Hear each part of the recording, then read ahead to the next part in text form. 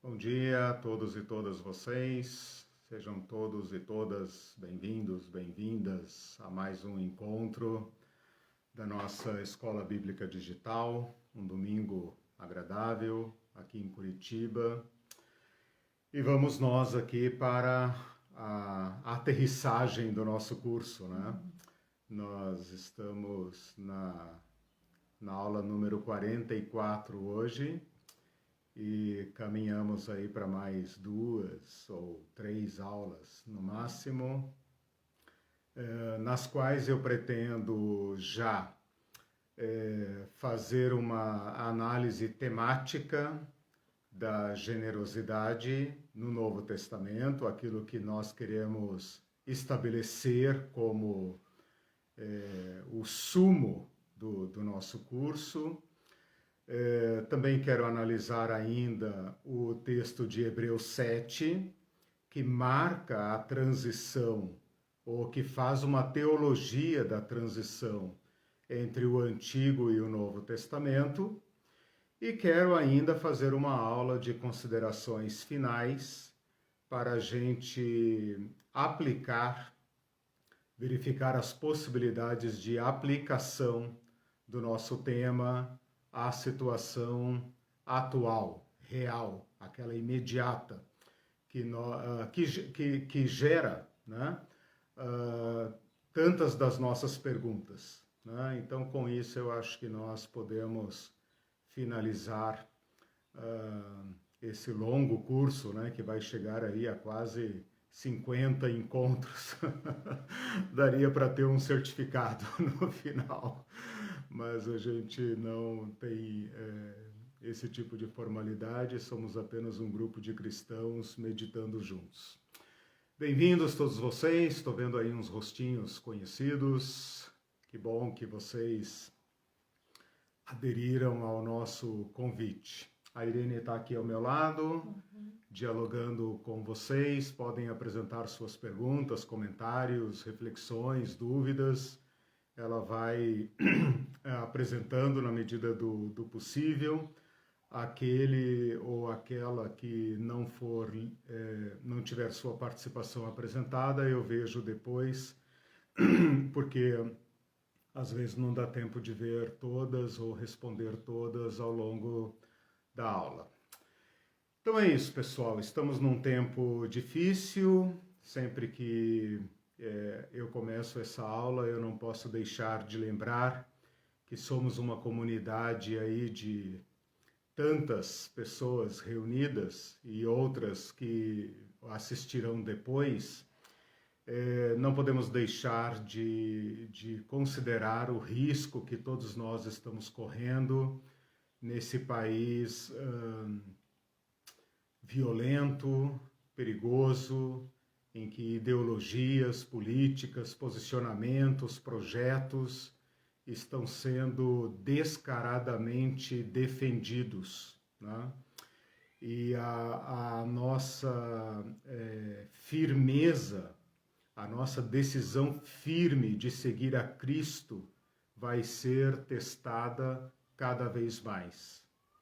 Então, eu tenho pensado que como o mundo anticristo, anticristão, está radicalizando a sua violência, o seu materialismo, a sua indiferença, nós também cristãos devemos radicalizar.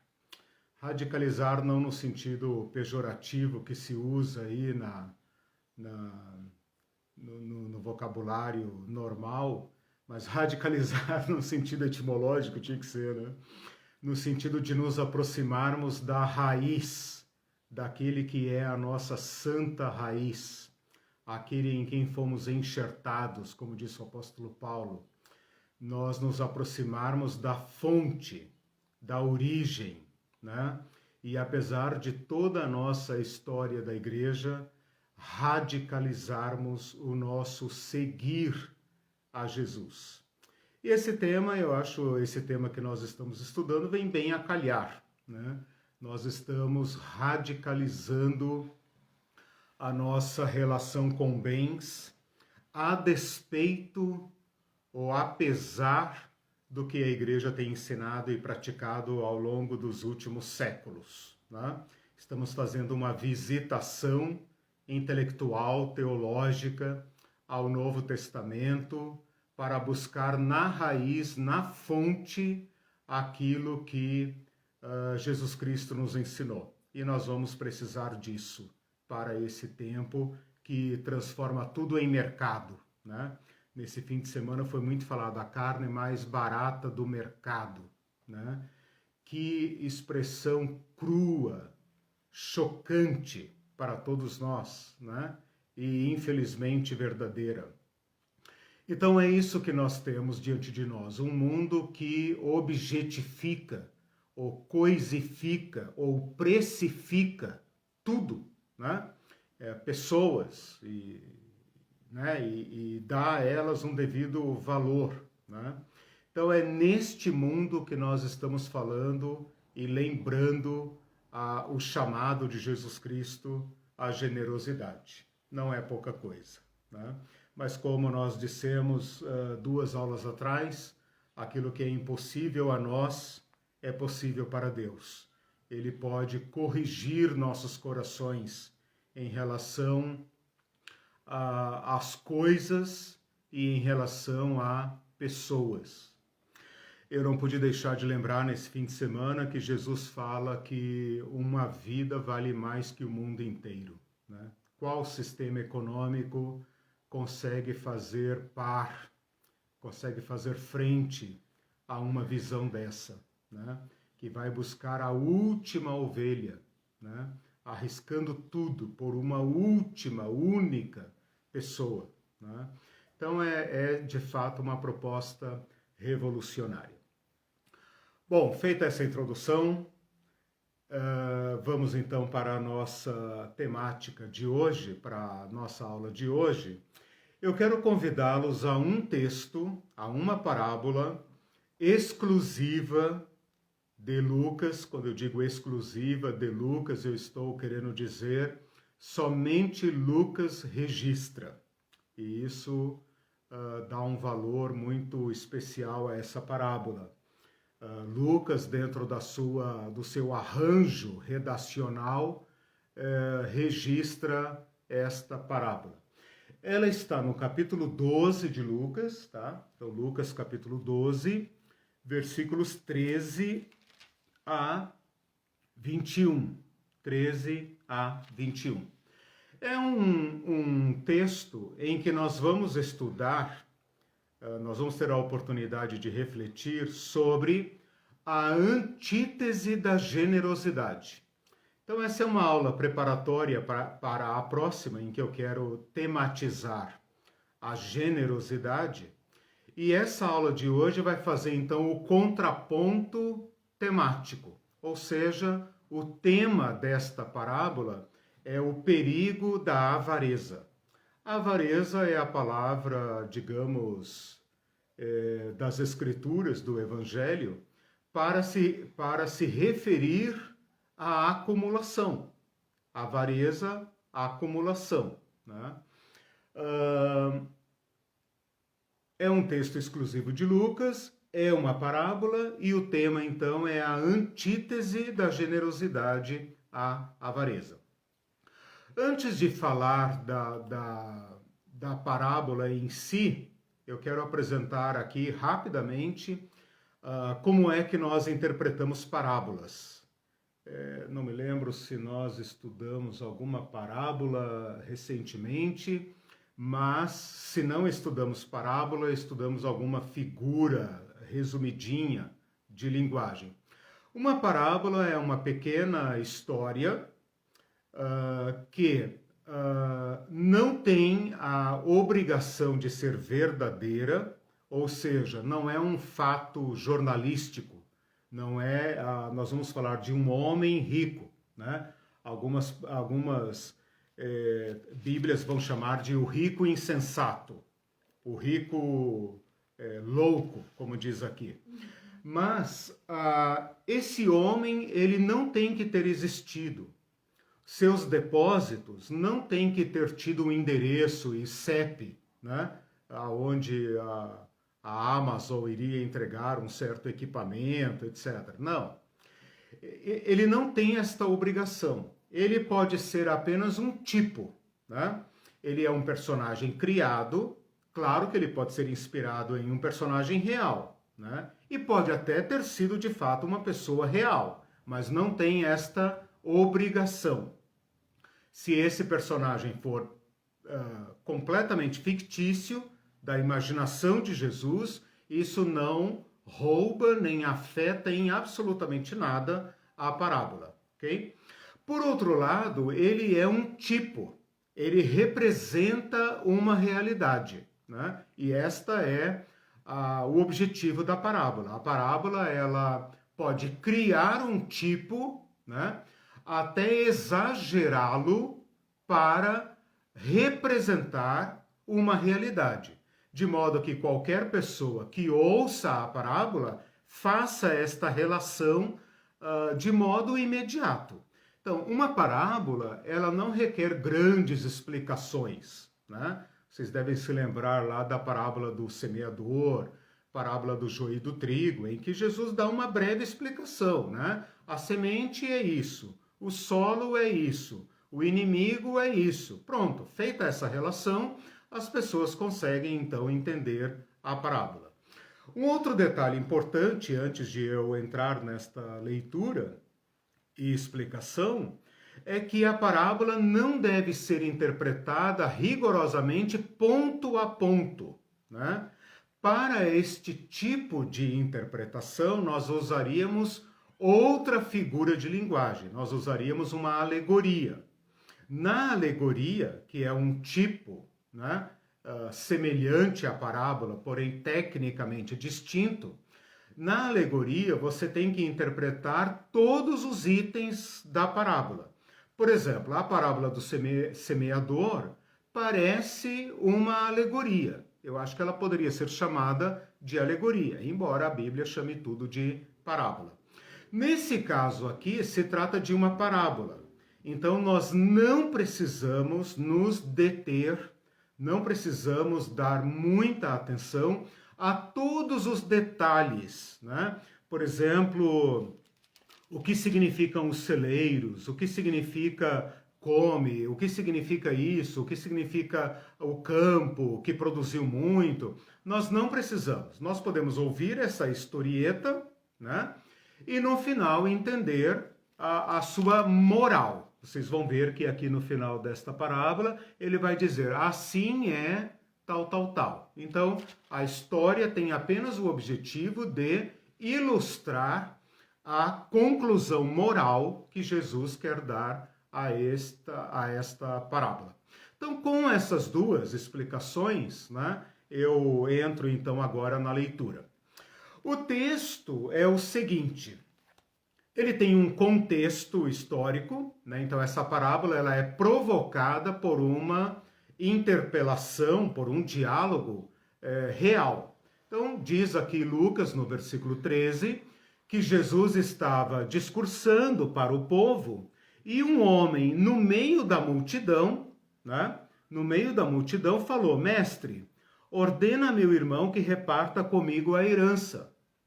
Jesus recusa esse pedido no versículo 14. Homem, quem me constituiu juiz ou partidor entre vocês?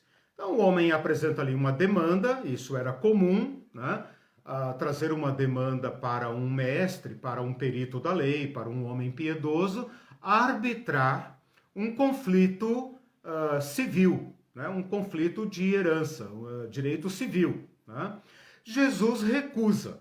Ele não é uma autoridade formal, como um escriba do Sinédrio, mas como homem piedoso, como mestre, como rabino, entre aspas, ele poderia ter arbitrado essa questão, né? Como uma pessoa autorizada religiosamente, moralmente. Mas Jesus recusa. Este incidente oportuniza a Jesus contar uma parábola. Então, nós aqui podemos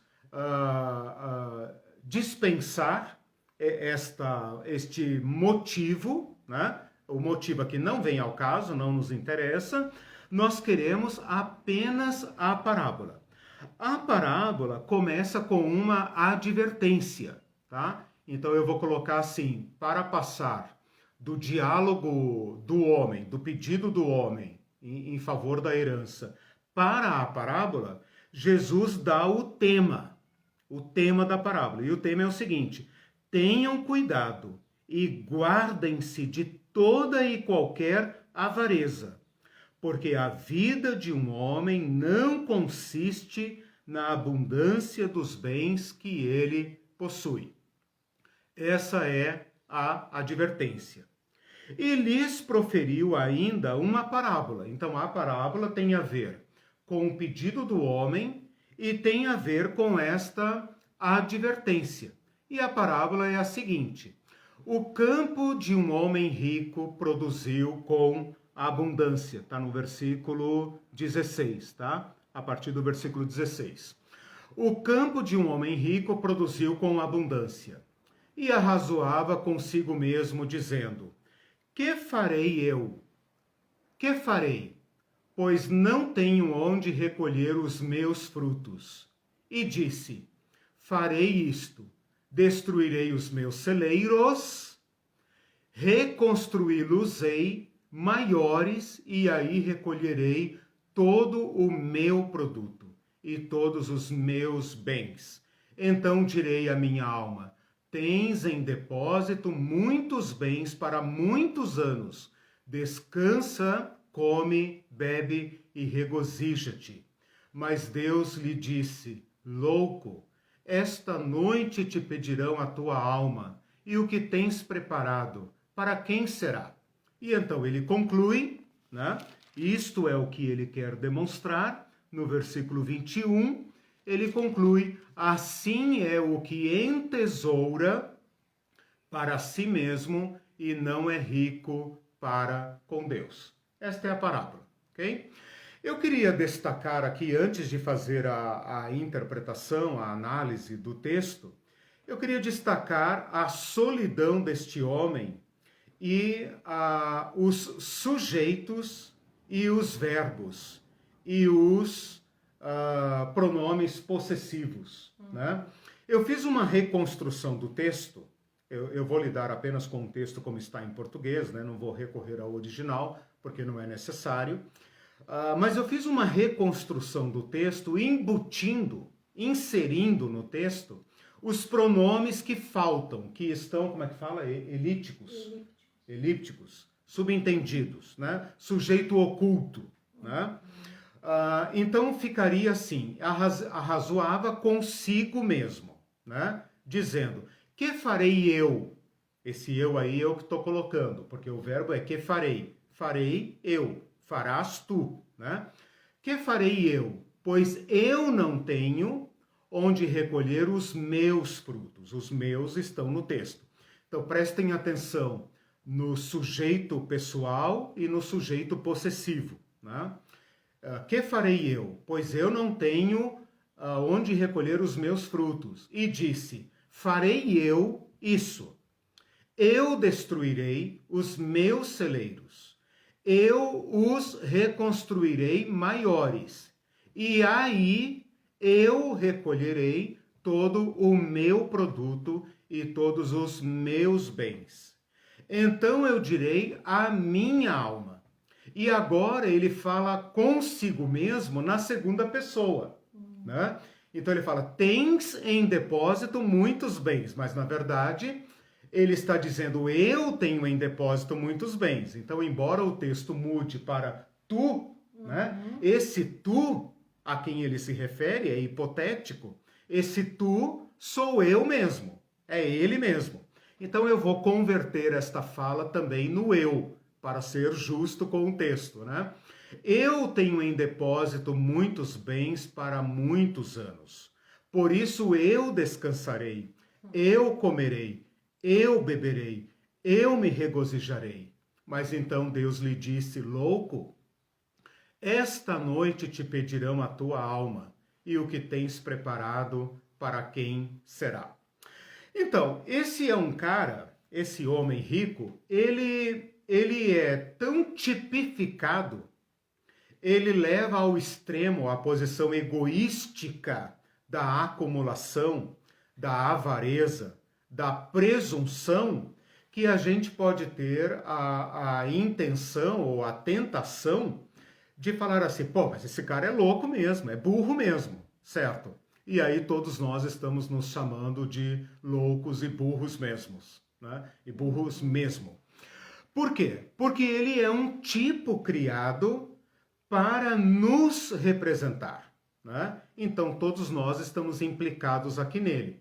O detalhe é que ele exagera uma situação, uma postura, para lançar luz sobre aquilo que nós chamamos de riqueza, sobre aquilo que nós chamamos de celeiros, e sobre aquilo que nos passa, que nos fornece a ilusão de que nós temos em depósito bens que sustentarão a nossa vida por muitos anos. E eu queria então fazer esse contraste final, que está nos últimos versículos. Tens em depósito bens para muitos anos. Contraste esse muitos anos com esta noite, né? Então você tem de um lado uma alma, uma pessoa que prolonga sua vida por muitos anos, e esses muitos anos que ela vislumbra diante de si serão de comer, beber e regozijar. Então, eu providencio para mim a fartura, alegria e segurança. E no final do texto, Deus diz ao homem, cara, você não tem nem esta noite. Nem esta noite você não tem.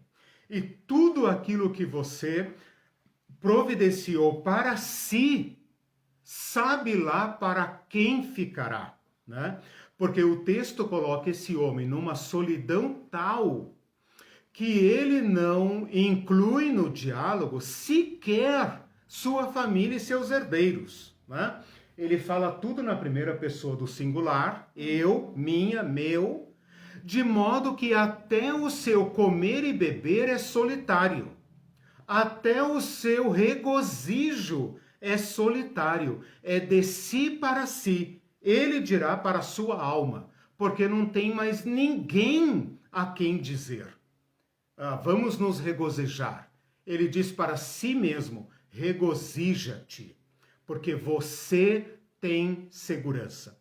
Então, a parábola exagera a situação, ela coloca uma lupa para colocar em evidência a nossa relação com bens, e então atacá-la, chamando-a de loucura. Essa parábola é chamada parábola do rico insensato, e lá no final, rico insensato é o apelido que se deu, né? Em nenhum lugar do texto fala rico insensato. Mas eu só queria chamar a atenção que lá no versículo 20, fala louco, esta noite te pedirão a tua alma. Esta palavra louco aqui, nós hoje falamos muito assim, né? Mas que cara louco, que mulher louca, né? Que loucura! Essa loucura, ela deve ser interpretada dentro do contexto da literatura hebraica. E ela não é uma loucura no sentido de demência, nem no sentido psiquiátrico, no sentido de perturbações mentais, né? Ela tem aquele sentido da literatura sapiencial das escrituras, de Provérbios, de Eclesiastes e até de Salmos, né? Louco, neste sentido, é o oposto de sábio. Por isso a palavra insensato, que não está no texto, mas cai bem aqui, é adequada, ela reproduz melhor o sentido do texto do que a palavra louco. Porque o louco é louco. Loucura é o termo popular para uma doença mental ou para diversas doenças mentais, né? Esses não são responsáveis pelos seus atos insanos. Mas o louco, no sentido sapiencial, é louco como oposto à sabedoria. Então, nós podemos tirar dessa parábola o que seria sabedoria, né? E desta própria parábola que trata da avareza, nós podemos, então, digamos assim, invertê-la, corrigi-la, né? Criar um tipo antitético a este avarento, a este rico insensato, né? E a partir daqui, então, extrair também a sua contralição, né? Que seria a generosidade. Bom, vamos então observar aqui um pouco o texto. Eu vou comentar um pouco sobre o texto, mas não com aquele compromisso de dar interpretação a cada elemento da parábola. O objetivo é apenas manusear o texto, lidar com o texto para ampliar a nossa compreensão, né? Já que Jesus colocou uma lupa em cima da avareza, né? Deu nome aos bois. Então vamos pensar um pouco sobre isso para que nós mesmos nos impliquemos nesta lição e para que nós consigamos mudar a força motriz, a lógica que nos impele à avareza, né? Então vamos lá. No versículo 15, Jesus, eu não vou me referir ao contexto, à herança e tudo mais, porque isso aqui não nos interessa. Eu vou pedir licença para começar no versículo 15. O versículo 15 começa com uma advertência. E essa advertência tem a ver com todos nós. A palavra aqui na minha Bíblia é: tende cuidado, guardem-se, tenham cuidado, guardem-se. Então eu queria destacar essa palavra para ser: cuidem, vigiem, prestem atenção. E a palavra guardar-se, ela tem o sentido de pôr sentinela, né? A palavra do grego, ela vem de guardar, bom, em português também, né? Nós chamamos de guarda, guarda municipal, guarda noturno, né? Então a palavra guardar, que significa proteger, né? Preservar, tem o sentido também de vigiar, de cuidar.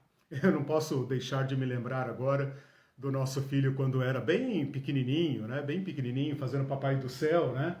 Que a gente ensinava ele a orar assim: guarda o papai, guarda a mamãe, guarda o Alan, guarda a nossa casa. E ele falou assim: não sei por que orar desse jeito, já está tudo guardado aqui dentro.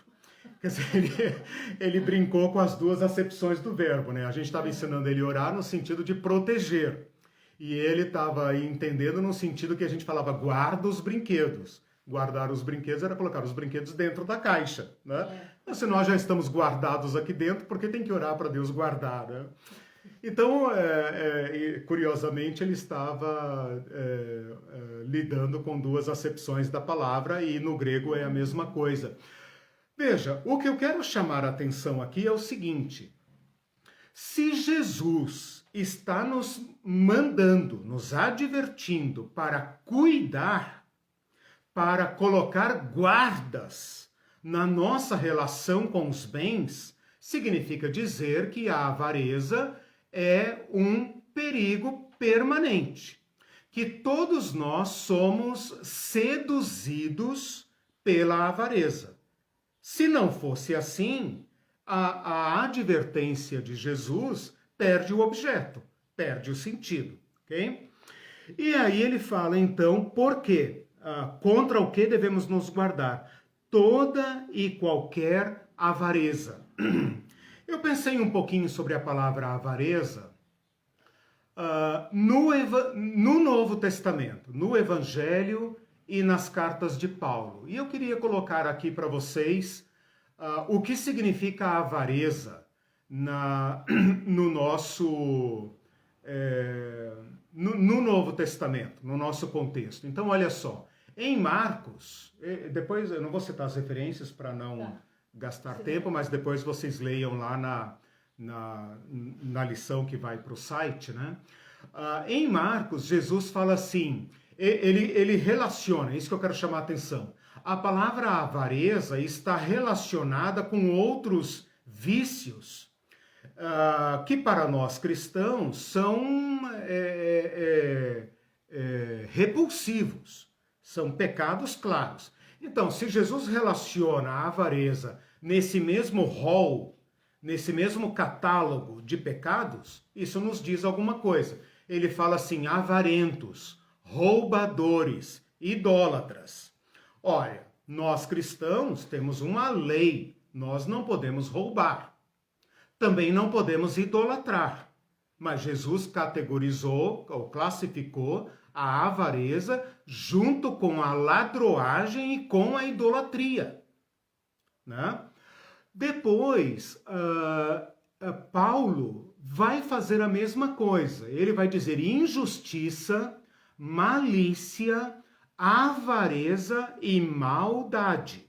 Então, a avareza está relacionada junto com malícia, maldade e injustiça. Tá? Tem um outro texto, quando ele está levantando oferta lá para os cristãos pobre de Jerusalém. Essa aqui é importante, pode anotar 2 Coríntios 9, 5, que os pregadores da prosperidade gostam muito de citar. Ele fala assim, para que a sua oferta seja a expressão da generosidade, não da avareza.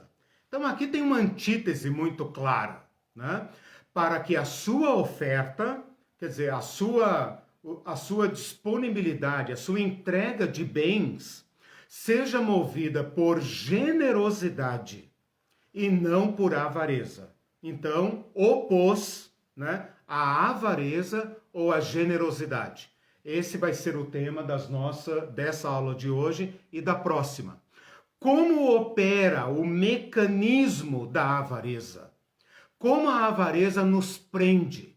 E como opera o mecanismo, o raciocínio, a lógica da generosidade? Ok?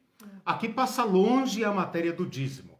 Espero que isso fique claro, né? O dízimo pode ser movido por generosidade e também pode ser movido por avareza. Nossa. Por isso nós aprofundamos a nossa discussão. Estamos aqui chegando à aula 50, né? 47 chegará, a 50 não chegará, né? Que aula que é hoje? 44, né? 44 passará, 50 não chegará, né? Mas veja, por isso que desde o começo eu estou falando que nós temos que aprofundar o tema. Porque discutir o dízimo apenas não nos liberta da avareza. Paulo está dizendo, para que sua oferta não seja expressão de avareza. Ou seja, os avarentos dão ofertas, né? Mas ele está falando, não tem medida. É a medida da sua generosidade. Olha os pobres da Macedônia. Os pobres da Macedônia nos rogaram que nos permitíssemos participar desta oferta. Ora, vocês, coríntios, são ricos? Os macedônios são pobres. Vocês são ricos. Então, eu não vou dizer quanto vocês têm que dar.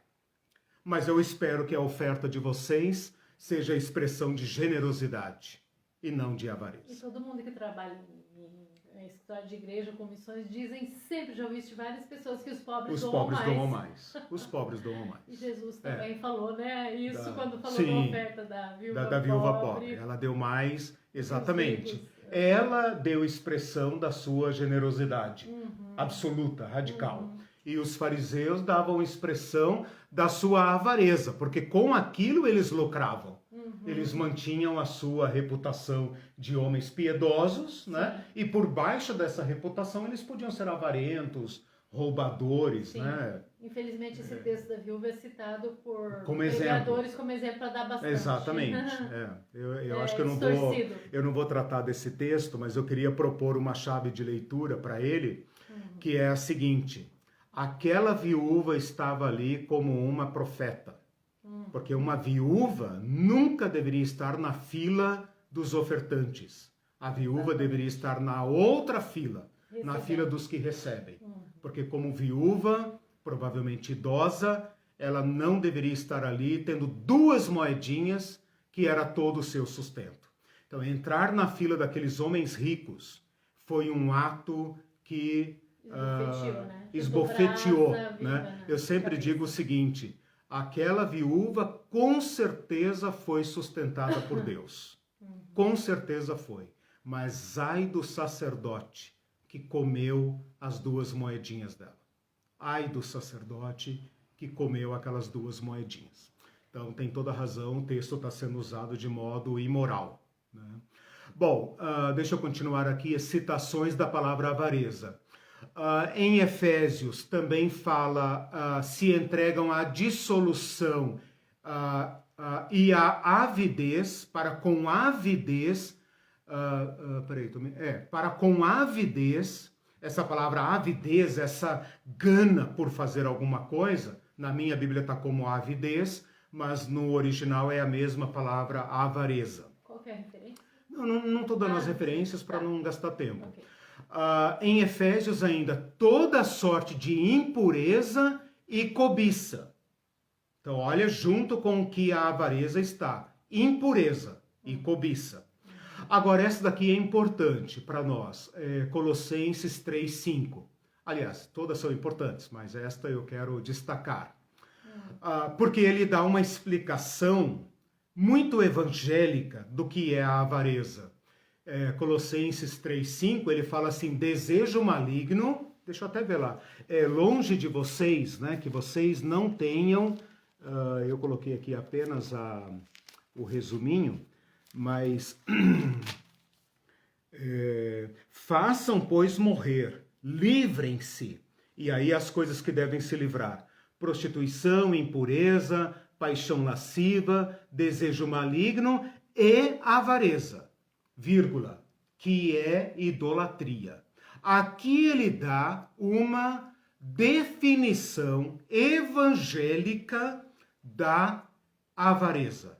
E esta, eu digo, é uma definição evangélica porque a avareza aqui é colocada como um tipo de culto. E eu chamo de evangélica porque está em linha com o Sermão do Monte que nós estudamos aqui. Não podem servir a Deus e a Mamon. A avareza é a liturgia, o serviço litúrgico do Deus Mamon. A avareza, a acumulação é a prática do culto a Mamon. Então, assim como Jesus colocou Mamon, riquezas, como um Deus e um Deus rival do nosso Pai que está nos céus, do Deus de Jesus, o Pai nosso que está nos céus, a avareza é o culto prestado a Mamon. E a generosidade é o culto prestado a Deus. Por quê? Porque mostra que os bens não governam meu coração. Eu não me apego aos bens nem às bênçãos. Eu me apego ao doador das bênçãos, ao generoso. Sua generosidade me basta. Sua graça me basta, né? Sua generosidade é que me sustenta. Então, essa definição da avareza como idolatria é muito pertinente aqui ao que nós estamos estudando. Em Tessalonicenses, ele vai falar intuitos gananciosos, então a ganância. Veja, ganância é uma palavra em português que vem de ganhância, de ganhar. Né? Ganhar não no sentido de ser presenteado, mas no sentido de tomar mesmo. Né? Ganhar pelas mãos, né? Tomar, intuitos gananciosos. E em 2 Pedro, uma das últimas cartas do Novo Testamento, ele vai chamar a atenção para a avareza como prática. Ele tem uma expressão assim, eles têm o coração exercitados na avareza. Deixa eu pegar o texto aqui, de 2 Pedro, porque ele está falando de falsos cristãos. Ele está falando de falsos mestres, tá? E ele fala assim, recebendo injustiça por salário, da injustiça que eles praticam, parará, parará, ele fala diversas coisas. Aí ele fala, versículo 14, ele fala, tendo olhos cheios de adultério, insaciáveis no pecado, engodando almas inconstantes, tendo o coração exercitado na avareza, filhos malditos, abandonando o reto caminho, se extraviaram seguindo pelo caminho de Balaão. Olha aonde que ele foi colocar a avareza. Filho de Beor, que amou o prêmio da injustiça. Nossa. Então, por amor ao prêmio. Essas, segundo Pedro 2,14. Depois leiam lá o contexto para vocês verem que ele está falando de cristãos. Aliás, de líderes. Então está pegando a nós todos.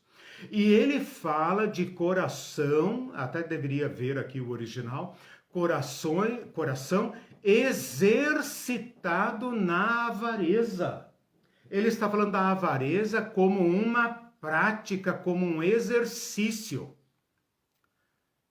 que produz, junto com a avareza, uma coleção de perversões, né? Então, Jesus está nos chamando a exercitar nosso coração na generosidade, né? Porque a generosidade é um aprendizado, e é um aprendizado que só ele pode proporcionar.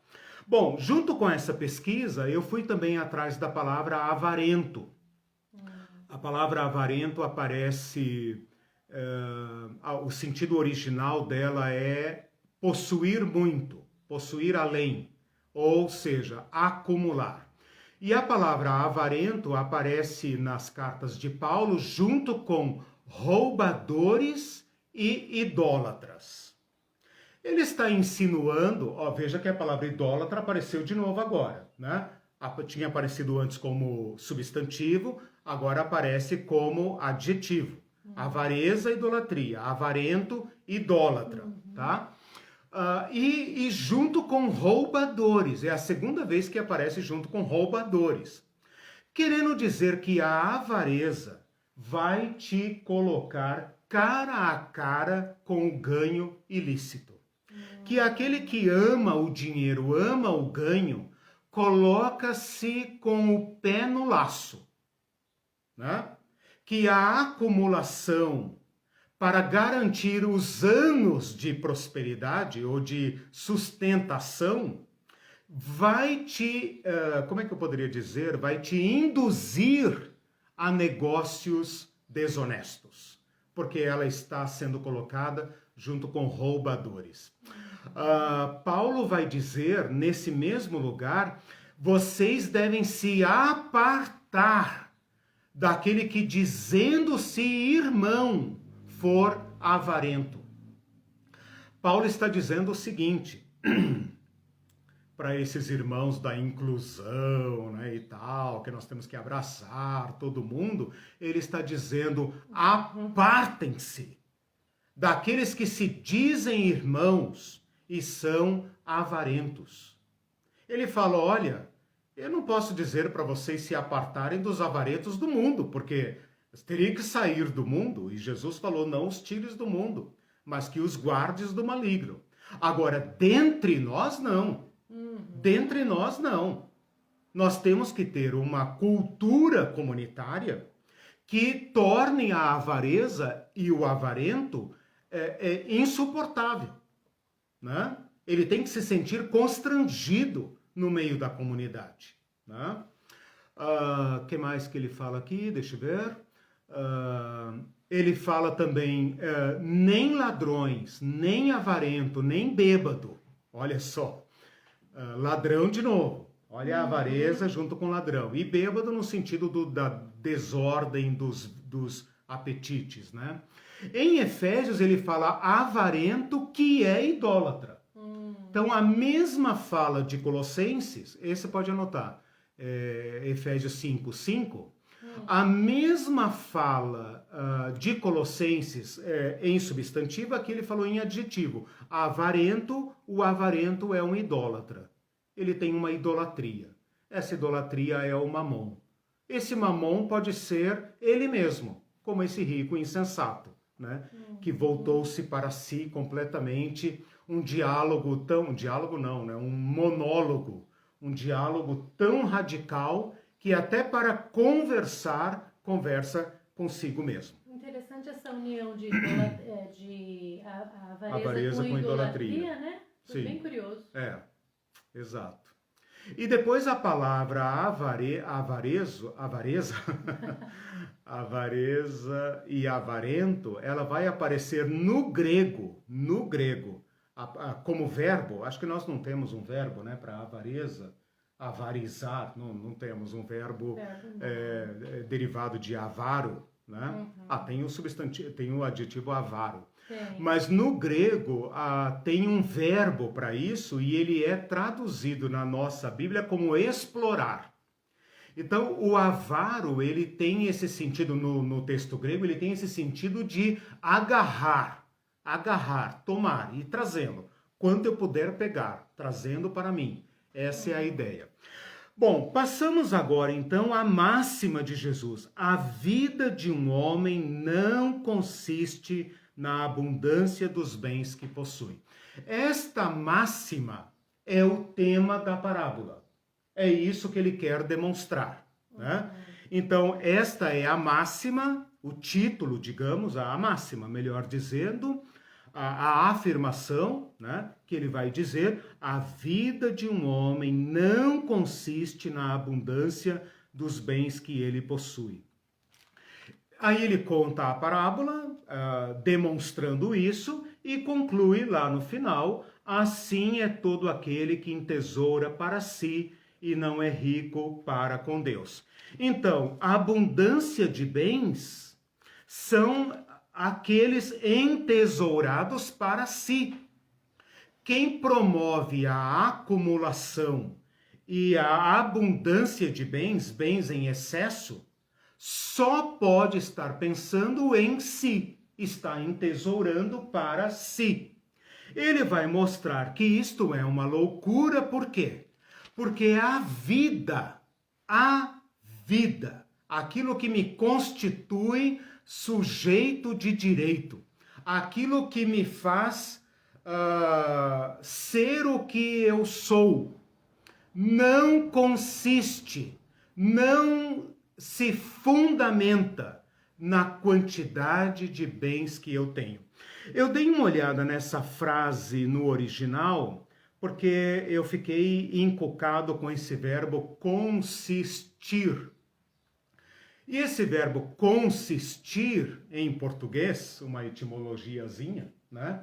Ele significa com mais sistere. É latim, né? Com mais sistere. E esse sistere, resumindo, vai formar o nosso verbo estar. Estar. Então, literalmente, seria com estar, né? Estar com. A vida não está com os bens. Faz sentido, né? A vida não está na quantidade dos bens. Mas a linguagem grega é um pouco mais explícita. E eu vou traduzir aqui para vocês, porque literalmente seria assim: não é ou está, né? Não é ou está, mais ou menos como o verbo to be em inglês, né? To be, ser ou estar.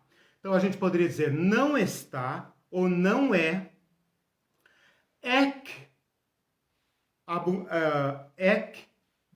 como é que está aqui? Bens. Bens. Esse é aquela preposição de, mas de não no sentido de posse, no sentido de origem. Assim como em inglês você tem from, né? E of, né? Você tem preposições diferentes para destacar a origem. Em português, você tem apenas a preposição de. Então, você pode falar, isso aqui é dele, de ele, é o de que significa posse. Mas você pode também falar assim, eu vim de Curitiba. Esse de significa origem, ou extrair de origem. Veio de. Quem vem, vem de algum lugar. Em inglês tem aquela, né, diferença que é o from e o f, né?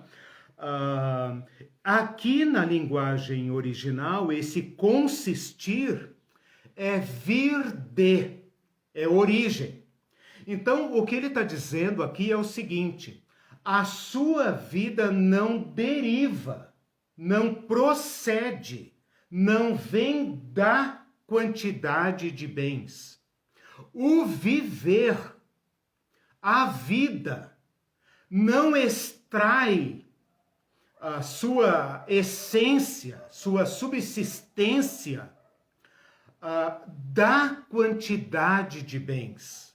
Ou, dito de forma mais clara, os bens, ou melhor dizendo, a abundância de bens, ou ainda a acumulação de bens, não é a fonte da sua vida. Este é o engano central que causa o nosso impulso para a acumulação. Deu para entender? Deu. Uhum. Você tem uma quantidade de bens, vamos pensar no tio Patinhas, com aquela caixa forte, aquele mundo de moedas de ouro, que todo mundo quer roubar.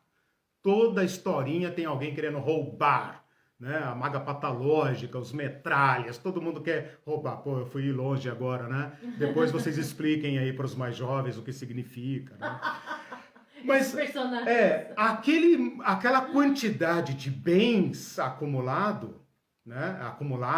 Bens acumulados, faz pensar que a vida dele está completamente garantida pelos muitos anos, né? Ele já é velho, né? O tio Patinho já é velho, ele é um senhor, né? Solteiro para não gastar dinheiro, né? Sovina, claro. Né? Mas parece para nós que aquela quantidade de bens que ele tem é suficiente para ele viver para sempre. Já o Pato Donald, né? Quack, o Pato Donald parece que está sempre desempregado, e ele é chutado fora, ele tem que lutar, tem que fazer alguma coisa e tal. O que esta máxima de Jesus quer dizer é o seguinte, a vida é um dom. E a palavra vida aqui é vida mesmo, não é a vida bios, a vida que tem que comer, beber e tal, não. A vida como milagre, a vida como surpresa, a vida como impossibilidade. Esta vida que nos torna o que somos, esta vida que eu sou, né? Não deriva dos bens acumulados. É isso que Jesus quer dizer. Poucos bens não matam, muitos bens não dão vida. Então a gente poderia dizer aqui o seguinte, a nossa vida não provém, não extrai força da abundância de bens que alguém possui. E entesourar para si, ele vai dizer no final da parábola, eu estou pulando a parábola, vê se dá para entender. Eu estou pulando a parábola, que é apenas uma ilustração desta máxima, e estou unindo o versículo 15 com o 21 direto. Tá? Estou unindo a máxima com a conclusão dela. A máxima, o enunciado, com a demonstração, tá? E depois, então, podemos discutir um pouquinho sobre a parábola. A máxima que ele está colocando é o seguinte. A nossa vida não depende, não extrai forças. Se a gente fosse comparar com uma planta, a gente poderia dizer assim, nossa vida não está arraigada. Ela não lança fundamentos na nossa quantidade de bens. Portanto, acumular bens não prolonga a sua vida. Acumular bens não garante uma expectativa de vida longa. Você tem pobres que vivem muito, basta olhar na rua. Basta olhar na rua. Você tem pessoas que estão vivendo há décadas na rua. Eles não têm bens, mas eles estão vivos. E você tem hoje, agora, pessoas que têm posses, muitos bens, mas não conseguirão, não estão conseguindo aumentar suas vidas em um dia, um mês. Tudo o que eles têm. Pensa no Steve Jobs, por exemplo, para citar apenas um exemplo universal, né? Toda a sua fortuna não pôde garantir para ele uma velhice pacífica. Todos nós queríamos ter a fortuna dele. Pode parecer que a fortuna do Bill Gates vai fazê-lo viver até os 120 anos, se ele próprio não financiar, né, uma descoberta da fonte da juventude e viver 250 anos. Entende? Então, esta mentira que obscurece a nossa visão, que nos enlouquece, naquele sentido sapiencial, que nos faz viver de modo insensato, é o impulso psicológico, é o impulso essencial, é a força que nos impele a acumular.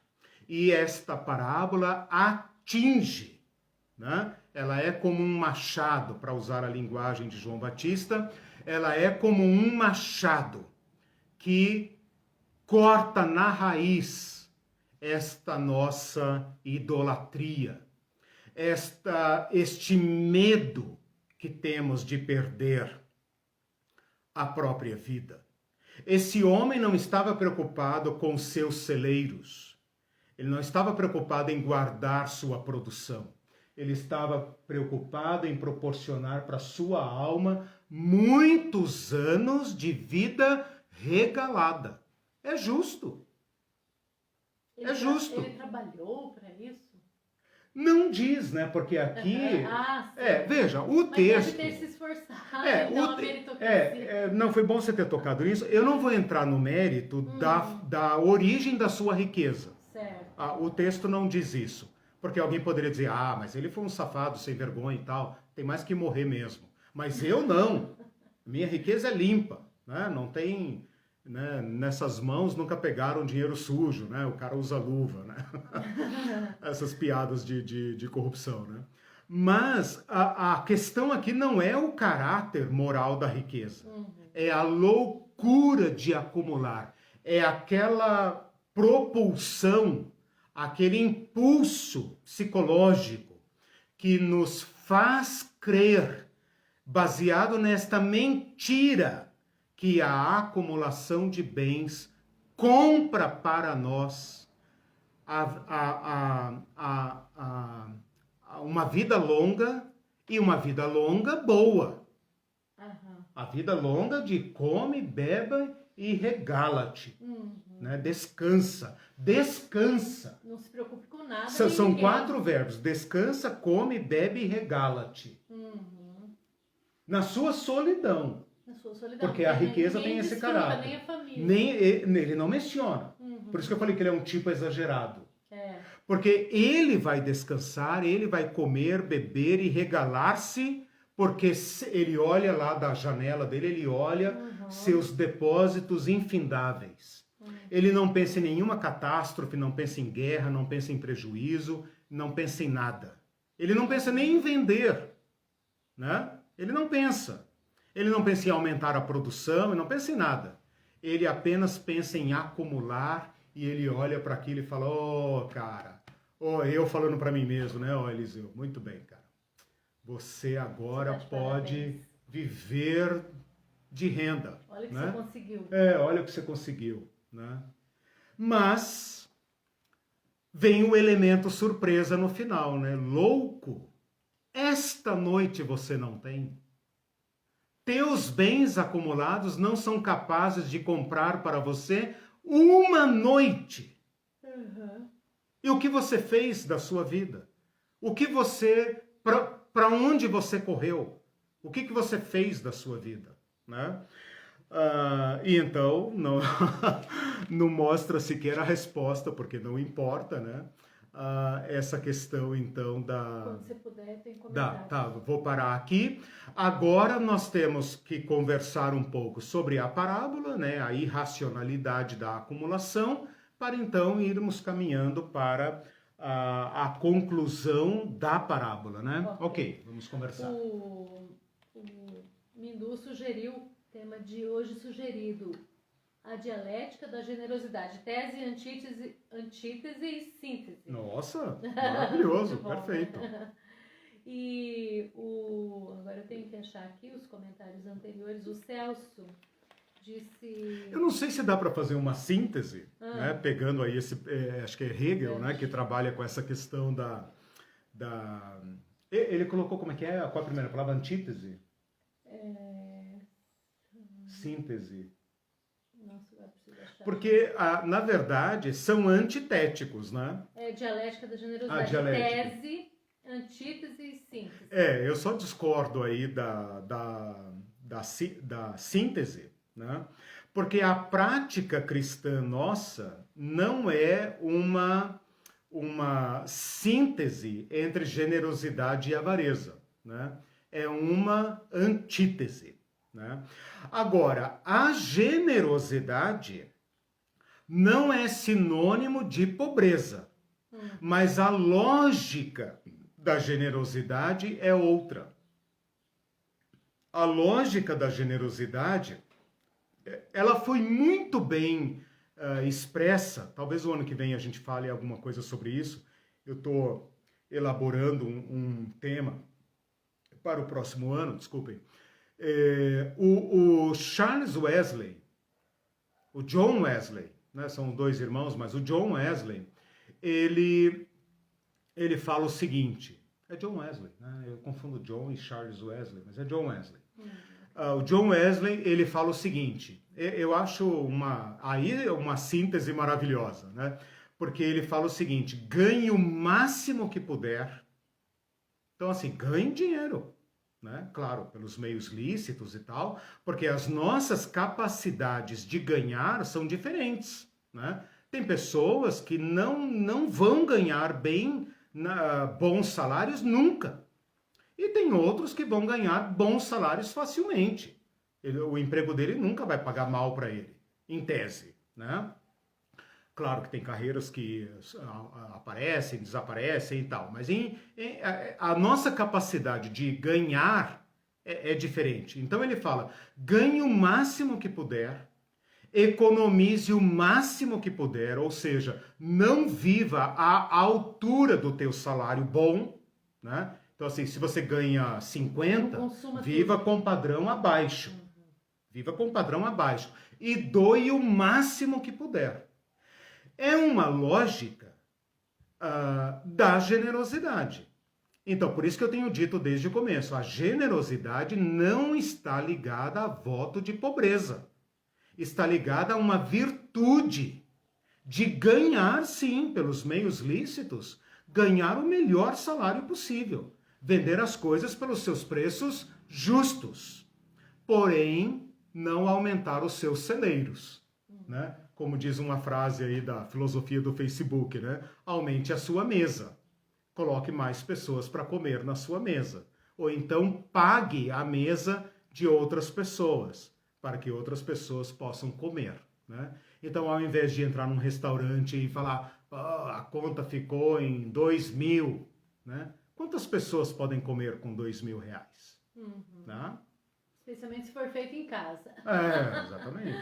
O Celso está dizendo, como contraponto à generosidade, a avareza do rico insensato revela um certo tipo de fetichismo da mercadoria. Com certeza. Guardadas as devidas proporções, pois o rico, no auge de sua acumulação, está desumanizado ao valorizar demasiadamente os bens que possui, achando que a paz de espírito e segurança recaem sobre a materialidade das coisas. Legal. É interessante, né? O que ele chama ali de fetiche leva a relação com bens para uma certa transcendência, né? Quer dizer, a relação nossa, né? Das pessoas com bens deixa de ser uma relação meramente materialista, né? Tipo, estou precisando de uma camisa nova, vou à loja, compro uma camisa, né? Quer dizer, o próprio Marx entendeu que o consumo de bens no capitalismo alcança uma dimensão transcendental, né? E Paulo chama isso de idolatria, olha aí, né? Paulo dando aí subsídios para a teoria marxista, né? Nesse sentido, né? Quer dizer, a relação com bens transcende, ela não é puramente materialista, ela não é apenas uma questão de demanda, necessidade e satisfação da necessidade, né? Ela alcança um símbolo que transcende, né? Ela alcança uma simbologia maior e por isso que a Bíblia vai no ponto, né? É um mamon e é uma idolatria. Eu chamei aqui de uma liturgia, né? Tem toda a razão. O Celso também usou a palavra desumanizar. É muito importante falar sobre isso. Porque as pessoas estão virando mercadoria, né? Então, nós começamos, o sistema capitalista começou coisificando pessoas, desumanizando pessoas. Tá aí a escravidão, as classes, né? Ela tem que criar classes de pessoas. Então, o capitalismo não pode produzir igualdade. Não pode. Se ele produzir igualdade, ele dá um tiro no próprio pé. Ele se autodevora, né? Ele tem que produzir isso. Só que no final das contas, o próprio capitalista é desumanizado, né? Então, para usar ali a expressão de Pedro, né? Vocês estão se exercitando na avareza. Esse ser mamon, essa entidade mamon, desumaniza o seu próprio adorador, o seu próprio idólatra, né? E no final das contas, o próprio rico é desumanizado. Então é uma advertência muito grave. Nossa, né? O Mito colocou um comentário aqui. Faraó já acumulava para a transcendência em suas tumbas, mercadorias e servos também de sua propriedade. Exatamente, exatamente. Que mostra para nós a que ponto chega a lógica da acumulação, né? A acumulação tem tudo a ver com a monarquia, com os impérios, né? Não existe monarquia que não acumule, né? E que classifique as pessoas, né? Não existe império que não seja saqueio, né? Saque de bens. Né? O princípio é o saque do império. Sim, não tem dúvida. Um império para quê? Né? Agora, Cristo está propondo uma nova lógica, né? Em que todos são iguais. Então, se todos são iguais, a avareza tem que ser tocada, né? Porque a avareza produz desigualdade. É claro que produz desigualdade, né? As nossas capacidades são diferentes. Se eu vou à vida usando toda a minha capacidade de ganhar, né? Eu acumulo para mim. Ponto. Né? Ela vai produzir desigualdade. Nós somos desiguais, né? Mas é que o outro não se esforçou o suficiente. Exato. Aí entra a meritocracia, né? Que é aquele cão... Deve ser um demônio, né? Chamou de princípio divino, né? E eu considero blasfemo. Né? A Doroteia Luz falou, bom dia, feliz por estar aqui bebendo dessa fonte de águas cristalinas. Bem-vinda, Doroteia. Amém. A água é cristalina porque eu tento trazer, eu estava orando ali agora há pouco, Senhor, que eu possa transmitir suas palavras. Né? Então, o que nós estamos fazendo é apenas degustar as palavras de Jesus. Né? É por isso que a água sai cristalina. E sem nenhuma tendência, nenhum compromisso. Porque nós não temos igreja, não ganhamos nada, só queremos falar a palavra, trazer luz só nas trevas, né? Só a palavra de Cristo que é luz. Amém. O Jasley disse, depois, se possível, quando oportuno, menciona o porquê de Jesus ter colocado Judas à frente das finanças. Okay. Aí ele colocou várias hashtag mamon, hashtag avareza, capitalismo, insanidade, tesouros e traços. Interessante. Depois você pode falar, né? Se você quiser. Tá. E tem uma pessoa aqui que falou, talvez você possa só dar uma palavrinha. Boa tarde, senhor da escola. Gostaria de perguntar quando acaba essa pandemia e se vê, dá para ver na Bíblia o fim disso? Não dá. Não a dá, Bíblia né? não é um mapa de não é um mapa de certezas, né? Viver é andar de peito aberto frente às incertezas. A Bíblia não tem essa finalidade, não tem a finalidade de nos dar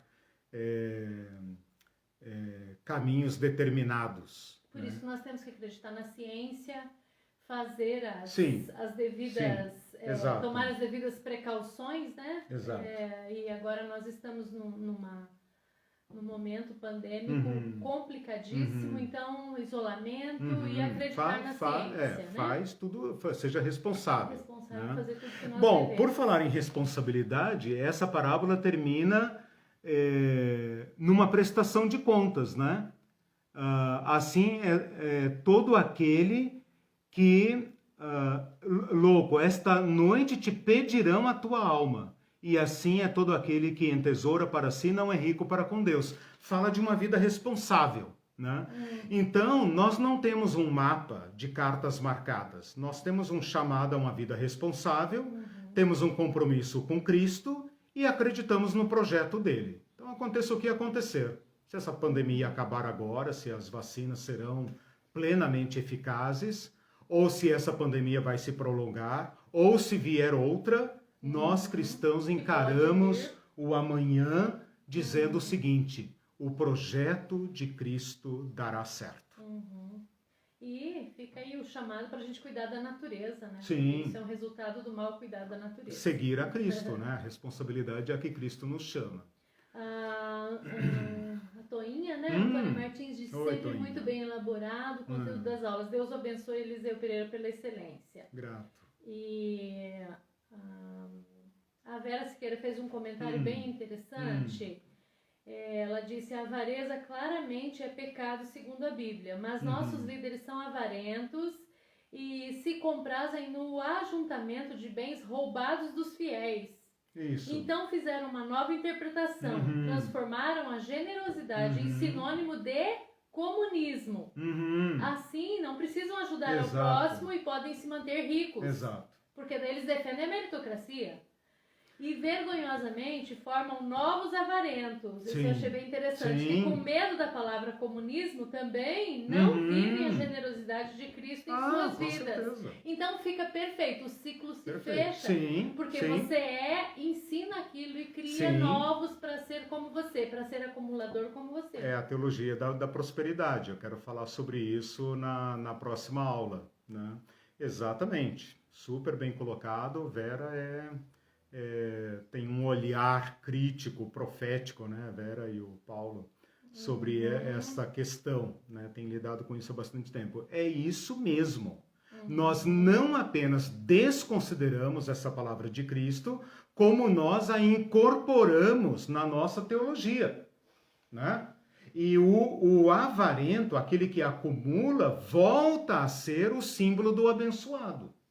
Exatamente. Né? Que é o que nós estudamos lá no Encontro com o Jovem Rico. Inverte, né? Exatamente. Torce. Né? A generosidade não tem compromisso com a acumulação. Né? Não tem compromisso com a acumulação. Por quê? Porque a nossa vida não depende da quantidade de bens acumulados. Né? Eu queria chamar a atenção, deixa eu dar mais uma avançada aqui, eu queria chamar a atenção para vocês estudarem. O professor tem que deixar umas tarefinhas de casa, né? para vocês estudarem como o grego do Novo Testamento, a língua original do Novo Testamento, trabalha com os conceitos gregos de vida. Porque para nós, em português, vida é vida, né? Mas o grego tem duas palavras para vida. Uma palavra é bios, né? Não o bios lá da informática, né? Bicho ignorante operando o sistema, né? Os mais velhos lembram disso. Mas bios da biologia, né? Bioética, bios, essa palavra, bio. Essa palavra é a vida individual, a vida física, a vida do meu fôlego, essa vida particular. A vida no sentido físico, que tem que comer, beber, respirar e etc. Essa vida física individual, vamos dizer assim. E tem uma outra palavra para vida, que é a palavra zoe, né? Essa palavra zoe, ela significa a vida da vida. Então, acima da minha vida, da minha vidinha física, existe uma super vida, que é de fato a fonte da minha vida.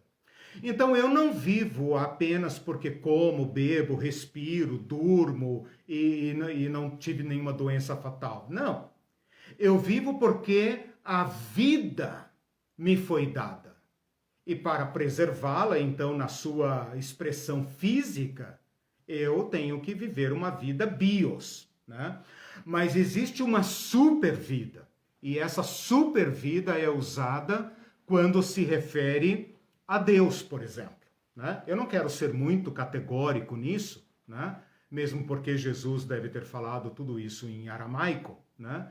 Mas lendo a Bíblia em grego, quem leu a Bíblia em grego, percebeu essa nuance, né? Portanto, aliás, portanto não, faltou aqui a conjunção certa. Sendo assim, esta palavra aqui, a vida de um homem, é a palavra zoe e não a palavra bios.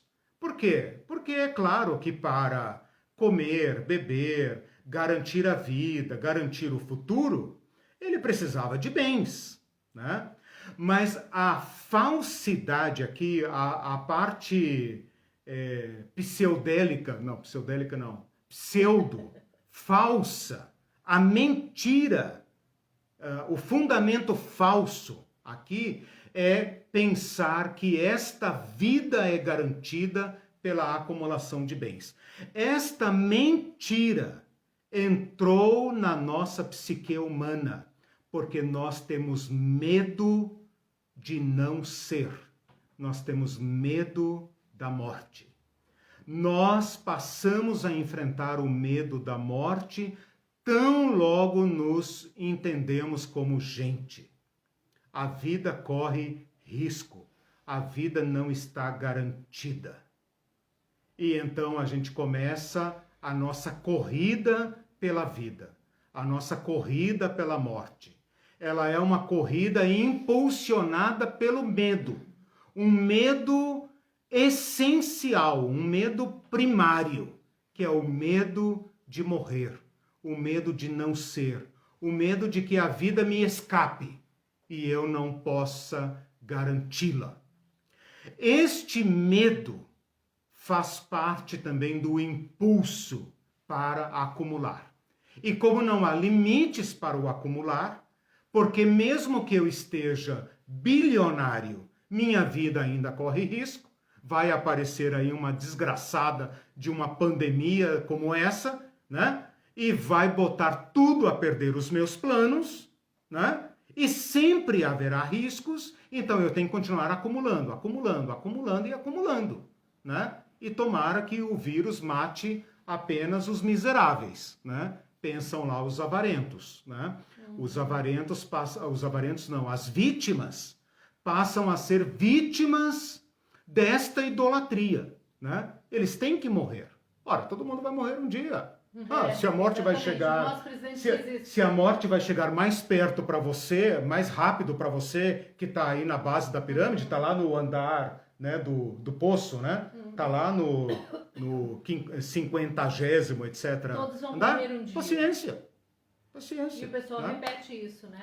Eu rico aqui em cima. Isso nunca se coloca dentro Mas quem repete isso tem bens acumulados por alguns anos. Aí ele acha que ele não entra dentro desse grupo. Sim, que ele tá dizendo. Ele acha que a vida dele está garantida, claro. Ele acha que o vírus é meritocrático, né? O vírus vai poupar, né? Eu estou falando o vírus, a morte, né? Porque não se morre só de Covid. Né? Mas, gente, voltando então à questão, deixe-me falar rapidamente então agora sobre o homem. Bom, o homem é rico, não fala nada sobre suas posses, o campo produz em abundância, a abundância do campo não é mérito do homem, então olha como a meritocracia é falsa. A meritocracia tem fundamentos falsos. Por quê? Todo mundo sabe que grande parte do nosso sucesso na vida é sorte. É uma conjunção de fatores e de variáveis que não estão no meu controle. Por que eu tenho todos os meus órgãos? Por que eu tenho ainda o meu corpo integralmente protegido? Eu oro a Deus agradecendo todo dia, né? Estou com 54 anos e não sofri nenhuma amputação, não sofri nenhuma perda de olhos, de rins e etc. Isso é uma bênção, não depende de mim. Então, o campo desse homem produziu muito e ele se apropriou totalmente desta produção, como se fosse seu mérito, né? Ele não lembrou, então o mérito tem problemas falsos, teses falsas. No versículo 27, ele fala, que farei? E eu queria propor essa pergunta para todos nós. Que farei? Que farei do que tenho conquistado? Que farei do que possuo? Que farei do que ganho? Que farei? Essa é uma pergunta que a gente pode colher da boca deste homem e colocá-la na boca de todos nós, para expressar que a nossa relação com bens não é uma relação condicionada. Eu não tenho que ser assim. Eu não tenho que gastar assim. Eu não tenho que me vestir assim. Eu não tenho que representar tal padrão de vida. Isso é tão libertador. Então, esta pergunta requer uma resposta. E uma resposta agora à altura do Evangelho. Porque a resposta dele, de si para si, foi a seguinte. Olha só, ele faz a pergunta e ele mesmo responde. Destruirei meus celeiros, ou seja, ele já tinha depósitos e já tinha bens acumulados. O problema dele é a sobreprodução, o excedente, para usar uma linguagem da economia e do marxismo, né? O excedente, né? Linguagem da economia. Que farei com o excedente? Essa é uma pergunta, né? Você ganha abaixo do que precisa? Você ganha só o que precisa para viver? Você ganha acima do que precisa, né? Que farei? Ele responde, já sei o que eu vou fazer, dialogando de si para si. Ele não pergunta para Deus, não pergunta para o mestre, não pergunta para ninguém, né? Não lembra dos funcionários que o ajudaram a produzir, né? Não tem uma divisão de lucros aqui, né? Para usar uma outra expressão da economia moderna, né? Não tem uma divisão como é que fala? Divisão de lucro, né? Divisão de lucros e dividendos e tal. Não, que farei? Destruirei os meus celeiros, reconstruí-los-ei maiores. Então vou fazer celeiros maiores e mais celeiros, e ali ajuntarei todo o meu produto e todos os meus bens. Embutida nesta resposta dele está a dinâmica da acumulação. Ele é um acumulador que agora avança na medida da acumulação. Se ele produzir mais, o que é que nós podemos entender que ele vai fazer? Vai acumular mais. É isso que ele está dizendo, ok? Teve um autor que eu estudei que fala, ao invés de encher estômagos famintos, né, encher mesas vazias, ele encheu novos celeiros, né? Então, o estoque aqui fala da sua, da acumulação individualista, porque no final das contas, toda a acumulação será individualista. Você pode até dizer que está acumulando para a família, mas vai chegar um ponto em que a família vai se voltar para você e vai dizer, ô meu, morre logo, né? Porque nós também queremos ganhar mais, né? E aí vem aqueles conflitos horrorosos de partilha, de herança e tudo mais, né? Então a avareza corrói. No final das contas você fala, tenho meus bens, mas não tenho mais minha família, né? Então a tendência da avareza é isolar. E no final você vai comer sozinho, beber sozinho, descansar sozinho e festejar sozinho. Porque se vier alguém, veio por causa dos teus bens, né? Então a solidão está aí bem colocada. Quando ele fala então desse descanso, ele está falando do alvo da nossa vida. Então a gente poderia pensar aqui, para que vivemos? Para que vivemos? Para desfrutar sozinhos o resultado do nosso trabalho? Então nessa resposta dele está a antítese da generosidade. Ele poderia ter dito, que farei com o excedente? Ah, meu povo passa fome. Estamos vivendo uma época de escassez, de miséria. Vou chamar os vizinhos, vou chamar os pobres, vou doar uma parte. E eu ainda permanecerei bem provido por muito tempo. Vou repartir com os empregados, vou vender e distribuir o dinheiro, vou fazer uma doação, né? E quando ele fala que tens em depósito muitos bens por muitos anos, ele está pensando apenas na sua sobrevivência, né? E então vem a surpresa. E a surpresa que interrompe os planos desse homem é a morte. E aí está o nosso maior inimigo, aquele que determina o modo como vamos viver. É para enfrentá-lo que nós vivemos. É para nos proteger deste inimigo fatal que nós vivemos. Então existe uma relação entre morte e acumulação, uma relação entre vida mortal e acumulação. E é este medo que impulsiona, que dá o start à avareza. E esse start nos lança nessa corrida contra a morte para garantir anos de vida boa, porque ninguém quer viver uma vida ruim, né? Para isso tem aí a luta pela eutanásia e tudo mais, né? Deus me livre de viver, Deus me livre, eu quero viver, né, e tal, os jovens falando até em morrer pouco, né? Desde que seja uma vida hedonista, com prazer, né?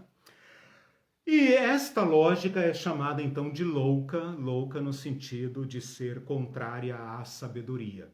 Então, a generosidade é sábia. A generosidade, o caminho de Jesus não é louco. Louca é a avareza. A generosidade é sábia. A generosidade enxerga a vida. Lembra da luz dos olhos? A generosidade ilumina a nossa vida. Quando você vê alguém generoso, alguém que já se desconverteu de Mamon e se converteu a Deus, alguém que estabeleceu já uma nova relação com os bens, pessoas generosas, você vê imediatamente a sabedoria. A sabedoria. Por quê? Porque a pessoa entendeu a moral da vida, a lógica da vida, né? Tem o Celso que cita aí literatura, me parece que no livro do Tolstói, o grande inquisidor, tem essa expressão, né, que a morte é a que pode abrir nossos olhos para a moral da vida, né? Mais ou menos assim. Cristo, com sua morte e com sua ressurreição, nos liberta desta corrida avarenta, desta corrida da acumulação. Portanto, nos liberta da lógica propulsora da avareza. E então nos lança numa vida sábia. Nossa vida está em Cristo. Aquilo contra o qual eu lutava, aquilo contra o qual eu corria, já foi definitivamente resolvido por Cristo. Então, esta lógica da acumulação em nós é desativada, é desligada, né? Eu penso naquelas duas engrenagens, né, do motor, da máquina, que uma impulsiona a outra, né? Em nós ela é desligada, ela não gira mais, né? Ela não coloca a engrenagem da acumulação em curso. E agora há uma outra engrenagem, a engrenagem da fé, a engrenagem do amor, que nos lança numa nova lógica, que vai fazer com que as pessoas digam, cara, você é louco, como dizem para mim, né? Por que você não compra um carro melhor? Um carro zero. Por que você vive nessa casa? Por que você não compra carro zero, cara? Olha teu padrão de vida. Não que eu esteja me colocando como exemplo, né? Mas na pequenina e medrosa generosidade que vivemos, nós já despertamos curiosidade. Então, essa sabedoria é louca para o mundo, mas a sabedoria econômica do mundo é louca para nós, né? Então, nós temos que assumir essa sabedoria de Cristo. E, ao final das contas, terminando, entesourar diante de Deus. E o que temos preparado, sejam bens materiais, sejam bens espirituais, serão uma grande herança. Quando eu vejo uma família perder uma pessoa que deixou um grande legado moral, eu penso, que riqueza. Que riqueza pensar alguém que possa dizer, meu avô, minha avó, meu pai, minha mãe, aquele tio, aquele pastor, aquele irmão, né? Que deixa aquele legado que, cara, né? É inexprimível, né? Quantos pobres voluntários deixaram legados assim, né? Por que as pessoas falam dos seus nomes, né? Porque os ricos são esquecidos e os pobres são lembrados, né? Então a generosidade tem outra lógica. Espero que tenha ficado claro na nossa exposição. Eu já estourei o tempo. A Ivete está dizendo, grande aprendizado. A Eliette Santos, tenho aprendido muito com vocês, gratidão. A Rita Rosário disse, a Bíblia não é um oráculo. Isso, exatamente. E o Celso fez um comentário aqui, a teologia da prosperidade já transformou o pecado individual de cada pessoa num grande pecado coletivo. Isso. Juntou, né, todos os pecados individuais formam um grande pecado coletivo. Exato. Com indivíduos buscando sua própria satisfação materialista, casa, carro, emprego. Sobre o pecado coletivo, o profeta Ezequiel já havia alertado que Sodoma caiu pela extrema maldade do egoísmo, calcada na superacumulação que jogava o outro na extrema miséria. Exato. É verdade. E é insustentável, né, Celso e demais irmãos e irmãs? É insustentável. E né? a Ivete está dizendo, mais uma vez, o buen vivir dos povos originários nos mostra que eles seguem o Evangelho. Isso. Eu gostaria de dizer que fique claro aqui que nós não estamos aqui dizendo com generosidade que você não pode ter um poupancinho, que você tem que doar tudo. Não, isso. Não. Até a própria parábola aí mostra, né, que é uma coisa... É o impulso que tem que ser... Veja, o avaro... Foi bom você ter falado isso. O avaro não tem a ver com ser rico ou ser pobre. Automaticamente. Né? Porque como disse o Paulo Freire, né? Parafraseando Paulo Freire, o sonho do pobre é ser rico. Né? Então, o pobre também pode ser avaro. O que eu quero chamar a atenção aqui é a força que nos move a acumular, né? Acumular para si. Então, esse é o ponto. E administrar esse medo, porque... libertar-se dele, vencê-lo, né? Tô dizendo isso porque se programar para o futuro, pensar em aposentadoria, tudo isso, isso não é isso que a gente está dizendo que a pessoa tem que se Isso não é incompatível com a generosidade, digamos assim. Exato. A avareza é incompatível. Isso. Porque se ela é movida pelo medo, não tem medida. Por que os ricos não param de acumular? Essa é uma pergunta irracional, né? Quer dizer, a pergunta irracional, uma pergunta que toca a irracionalidade. Sim. A gente que é pobre, classe média pobre, a gente pensa assim, caramba, já não tem tanto. Por que o cara quer uma frota de carros importados? A classe média, quando tem um carro importado, já se sente rica. Por que o cara precisa ter uma frota? Mas ele não para. Não para. Então é irracional. O que move, né? O bom planejamento, eu quero falar isso na próxima aula, o bom planejamento financeiro não é incompatível com a generosidade. Pelo contrário, o bom planejamento inclui a generosidade. E livra de dívidas também. Inclui a generosidade, claro. O Mindu ainda falou, generoso meritocrático busca ruas de ouro no céu. É a linguagem capitalista, né? E para concluir, a Bíblia lida com cifrões. O Admir Artigas colocou muito boa essa aula. E a Tânia Sansoni, maravilha de aula. Hoje o ensino está sendo profundo, o professor é um profeta, a boca de Deus falando no nosso coração. É para isso que a gente ora, né? Então é isso. Legal.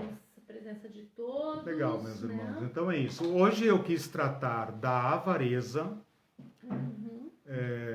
Dei aí um posicionamento sobre ela. A linguagem moderna dela é a acumulação. A prosperidade, no sentido desse falso teológico, né? Dessa pseudo-teologia, inclui e sacraliza a avareza e a transforma em bênção, em virtude, né? E nós precisávamos, então, desmontar, né? Atacar esta lógica, para que, então, nessas próximas aulas, a gente estabeleça, né? A lógica da generosidade. Para vocês terem uma ideia, eu estou lendo um livro do René Padilha, chamado Deus e Mamon. Um livrinho pequeno, você lê aí numa tarde. Deus e Mamon, do René Padilha. Depois eu vou colocar a foto da capa dele ali. Ele cita um cara lá da época da Reforma, do século XVII. Esqueci agora o nome dele. É Gouge, o sobrenome é Gouge, esqueci o primeiro nome. Mas eu coloco lá. E também não li ainda. Achei o livro na Amazon. Tá baratinho lá, se não me engano, R$16 o e-book. Bem barato. Que eu estava falando? E ele diz o seguinte, a tese dele me despertou muita curiosidade. A generosidade produz enriquecimento. A acumulação não produz. Mas a generosidade produz enriquecimento. E eu estou convencido desta tese. Né? Não vou apresentá-la agora porque não estou preparado, eu também não tenho mais tempo. Mas eu estou convencido, porque se eu leio textos, ontem estava até estudando esse texto para uma próxima aula.